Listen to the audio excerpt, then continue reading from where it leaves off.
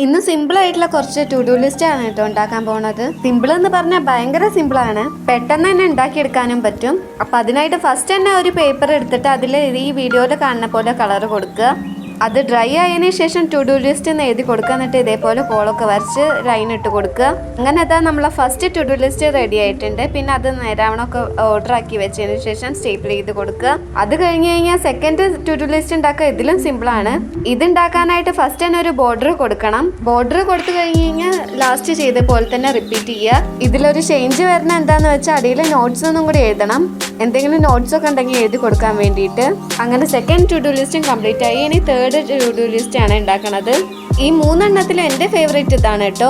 അതിനായിട്ട് ഫസ്റ്റ് ചെയ്ത to do ലിസ്റ്റിനെ പോലെ തന്നെ പുറത്ത് ഇതേപോലെ കളർ കൊടുക്കുക. പിന്നെ ഇത് ചെരിച്ച് വെച്ചിട്ട് അതിൽ ടു ഡു ലിസ്റ്റ് ഒന്ന് എഴുതി കൊടുക്കുക. ഞാൻ ആദ്യം മെമ്മോന്റെ അവിടെ പ്ലാൻ എന്നാണ് എഴുതുന്നത്, പിന്നെ മെമ്മോന്നായി പോയി.